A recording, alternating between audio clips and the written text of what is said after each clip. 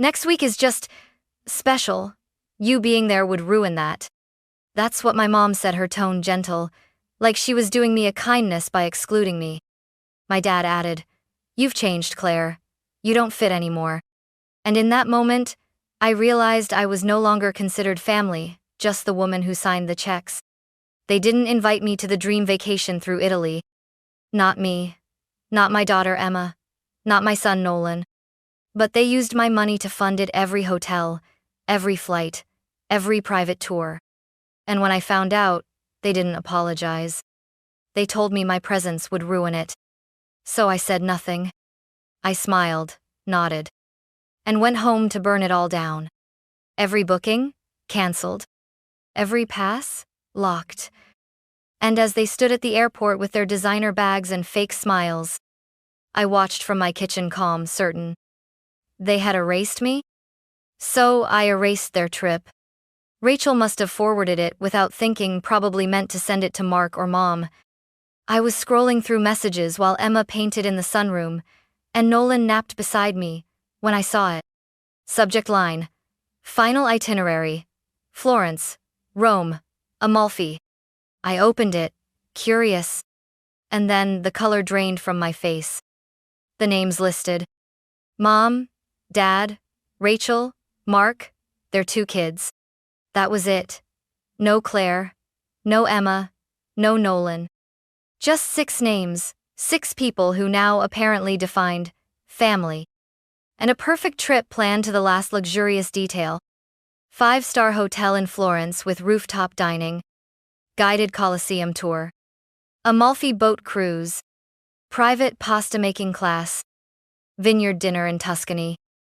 It was stunning. It was curated. It was paid for with my money. 6 months ago, at Sunday dinner, Mom had looked across the table and said, "I've always dreamed of taking the family to Europe while the kids are still young."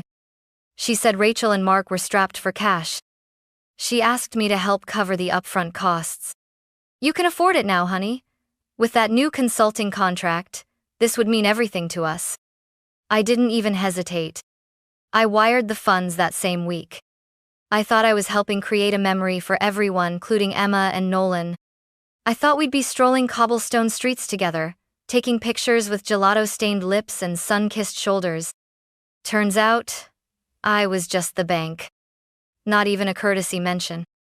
Not a placeholder invitation. Not a single line in the itinerary that said, "Plus Claire, kids."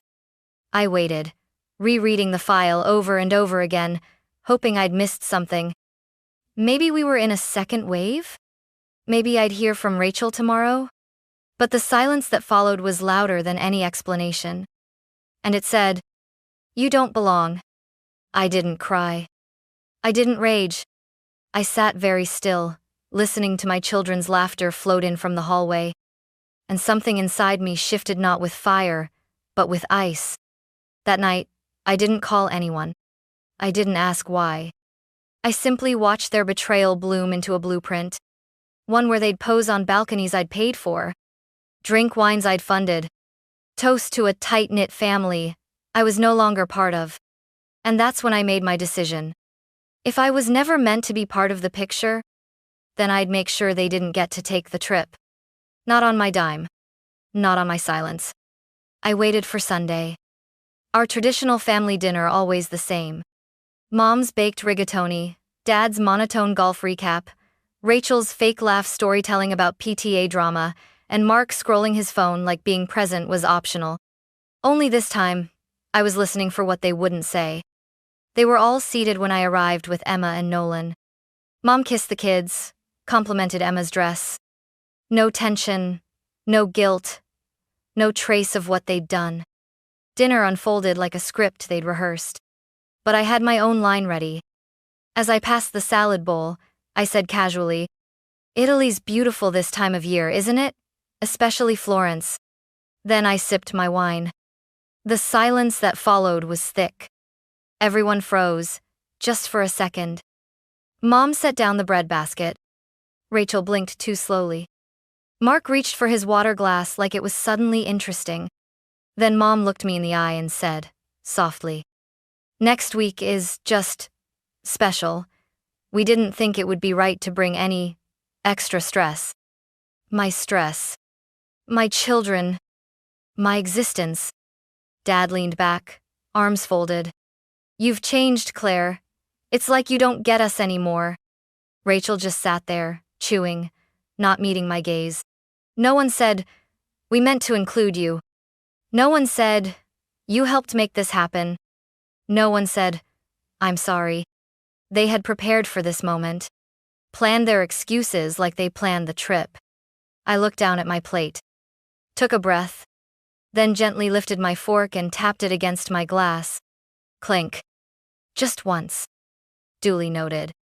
I smiled, not bitterly, not theatrically, just enough. And in that soundlight, almost polite, they missed the thunder that followed. I didn't argue. Didn't plead. Didn't ask why. I finished my wine, helped my kids into their coats, and said thank you for dinner. The quiet ride home was filled with Nolan humming to himself in the back seat and Emma talking about her science project. They didn't know what had just happened. Didn't see the door that had closed behind us. But I did. And as I tucked them into bed, brushed Emma's hair back and kissed Nolan's forehead, I made a promise to myself. They would never sit across from people who could look them in the eye and pretend they didn't matter. Not again. That night, I didn't sleep. I sat at my desk with the itinerary open, the receipts lined up. Every booking, every charge, every confirmation. All in my name. They hadn't even tried to hide it. Their arrogance was their weakness. And my silence? That was just the mask I wore, before the storm. I didn't rush. That would have been too kind. Instead, I made tea, turned on a playlist Emma had made for our girls' mornings, and sat down with my laptop. Every login. Every booking. Every invoice. Still in my name. Still charged to my card. I started with the flights. 3 first-class reservations on a direct flight from LAX to Rome. Gone with a single click. Refund pending. Reimbursement to me. Next, the hotels. 2 suites in Florence, 3 nights each. Luxury property with rooftop spa, bottle service, and personal concierge. Cancelled. Confirmation email deleted. New password set. The vineyard tour? The Amalfi boat cruise? The high-speed rail passes between cities? Reversed. Flagged. Refunded. It wasn't rage. It was arithmetic. Rachel once said I never made a scene. She was right. I still didn't. I simply made them disappear. Then I logged into the family travel portal. The one I had set up months ago. I changed the password. Removed their email access. Locked the digital passes. Deactivated the QR codes. Called the car service company and reported their names as unauthorized riders. By the time I shut my laptop, it was nearly 3 a.m. The only sound was the faint click of the dishwasher finishing its final cycle. I slept like a stone. The next morning, I made pancakes with Nolan. Emma helped me pack up some clothes for her school's donation drive. It was peaceful, intentional, mine. At exactly 7:50, 8 a.m., my phone buzzed. Text from Mark. Unblock the account. Now. I stared at it. Smiled. Replied. Sorry. I guess I'm just too different now. Then came the cascade. Mom. Claire. What did you do? Rachel. Screenshot of her crying daughter with the message. You're being cruel. The kids were excited. They don't deserve this. But my kids didn't deserve to be erased either. They wanted to define family without me? Fine. They could experience it without me, too. No 5-star suite. No pasta-making class. No curated vineyard experience. Just the airport. Just the realization. Just the truth. I knew exactly what time their flight was scheduled to depart. 6:10 p.m.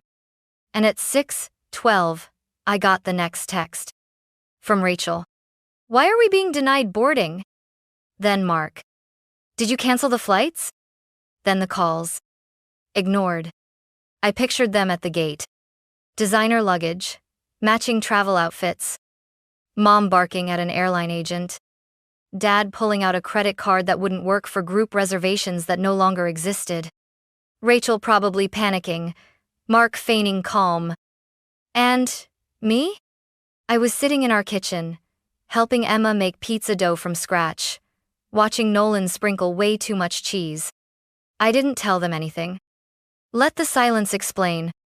They erased us with a sentence. I returned the favor with a keystroke. By Sunday, they were back. Less than 48 hours after they were supposed to be walking the streets of Florence. No photos, no airport selfies, no Ciao Bella captions. Just silence. And a silver SUV sitting in their driveway like a monument to defeat. At 3:47 p.m., my doorbell rang. It was Mom. No makeup. Hair tied back. Still wearing travel leggings and that "I'm not here to fight" expression she thought made her look reasonable. She didn't apologize. Didn't ask to come in. She just said, "All right, you made your point." Then she launched into a monologue about how these kinds of stunts drive wedges in families, how ruining a trip doesn't fix feeling excluded, and finally, almost comically, "Anyway, I wanted to ask you about the backyard. The contractor is still scheduled for next month, and we don't want to lose the date. Your dad said you might be able to help with the deposit." I nearly laughed. She still thought the game was salvageable. That if she played the guilt-flavored cards just right, I'd fold and come back to the table. I smiled. "Let me check my accounts," I said. "I'll let you know by the end of the week." She left satisfied. She thought she'd reopen the door. But she didn't realize that door wasn't locked, it was gone. Over the next week, they trickled back in. Rachel texted like she was emailing a coworker. "Hey, Mom said you were thinking about helping with the backyard. Let us know so we can confirm with the contractor." No warmth, no apology. Just the familiar family tone I'd known all my life, the one they used when they needed something. I waited. Hours. Then days. "Still checking a few things," I replied. "We'll confirm soon." That soon turned into Friday, then Saturday, then nothing. By Monday, Dad called. I watched his name flash across my screen. Didn't answer. His follow-up text was almost sweet in its performance. "We're not trying to pressure you, just need to know what's happening so we can plan." I wrote back. "Totally get it. Should have an answer soon." And just like that, the power shifted. The people who once treated me as disposable now wait anxiously for a deposit. The ones who excluded my children from a trip were now begging for help with their lawn. I sent vague responses, polite delays, played their own game with a sharper blade. Thanksgiving crept closer. Normally, I'd get a group text from Mom, "Who's bringing what?" Or a passive-aggressive reminder from Rachel, "Please RSVP this year, Claire." This time? Nothing. No invite, no mention, no expectation. It was the first time in my life I wasn't invited. I didn't text first. Didn't ask if we were still doing potluck. Didn't pretend I wasn't waiting. I waited in silence. The day before Thanksgiving, I saw Iden Rachel's Instagram. A table for 10. Pumpkin place cards, napkins folded into swans. She captioned it, "Grateful for the real ones." Every chair filled, every name handwritten. But not mine. Not Emma. Not Nolan. There was no confusion, no oversight. This wasn't about misunderstanding. It was erasure, intentional and complete. We made our own dinner. Emma voted for waffles. Nolan wanted mac and cheese. So that's what we made, messy, buttery, perfect. We ate on the couch, watched old Christmas movies. And I laughed so hard I actually forgot what day it was. Until a few days later, when I saw Erica in the grocery store parking lot. She gave me the same sheepish smile, then asked, "They didn't invite you, did they?" I shook my head. "First time." She nodded. Rachel told Grandma it was just simpler this way. Less tension. Less tension. like my children and I were static in the background of their carefully composed lives. Not people, just problems. Christmas came. I didn't bother checking my phone. But a neighbor sent me a screenshot of Rachel's holiday post. The family in matching pajamas. 5 stockings hung above the fireplace. Hot cocoa, forced smiles. I zoomed in, looked for our names. There weren't any. No, Emma. No, Nolan. Not even a stray Claire, tucked in the corner out of politeness. And for the first time, it didn't break me. It froze something inside me. Not with sadness, but with clarity. They weren't just excluding me anymore. They were deleting me. I stared at the photo and whispered, "Then let's see how it feels when the silence goes both ways." It was mid-January when it came. A plain envelope, no return address, just my name Claire written in my mother's handwriting. Shaky, like even her pen had doubts. I stood in the kitchen for a while, just staring at it, could have thrown it away. But curiosity has always been my most dangerous habit. Inside was a folded letter and a check. 2 paragraphs. That's all she wrote. The first, "We're reaching out to repair what's left." The second, "Enclosed is your share of the Italy trip, since you didn't attend." The check was for $3,600. I laughed out loud. Not because of the number though, yes, it was insulting, but because they still thought this was about money. Like returning my investment could somehow refund my children's absence from their memory. As if a check could scrub out what it felt like to be told, "You being there would ruin it." I didn't cash it. I stuck it to the fridge with a magnet, next to Nolan's snowman drawing and Emma's glittery Happy New Year card. 3 days later, I got a message from Mark. "We need to talk." I ignored it. Then Rachel texted, "Grandma's in the hospital. She's been asking for you." I froze. Grandma? She hadn't been mentioned once in this whole mess. She lived alone in Sacramento, hadn't traveled in years. She was the only one who ever sent Emma and Nolan birthday cards without being reminded. She'd stayed out of the family drama. Until now. I called the hospital and confirmed it was true. Nothing life-threatening, mild heart issue, just observation. But she'd asked for me, twice. So I drove up that night. When I walked into the room, she looked up from her pillow and smiled. Like I hadn't missed a single holiday. Like I hadn't been scrubbed from the family album. "Claire," she said softly. "You okay, honey?" I pulled a chair closer. And for the first time since this all began, I told someone everything. Not angrily. Not bitterly. Just plainly. How they asked me to fund a dream trip. How I said yes. How they planned everything behind my back. How they excluded not just me, but Emma and Nolan. How, when I confronted them, they told me my presence would ruin it. She listened, without interrupting. When I was done, she closed her eyes, exhaled, and said, "That's not what they told me." I looked at her. "They said you refused to go, that you got angry and canceled everything out of spite." I shook my head slowly. "That's not even close to the truth."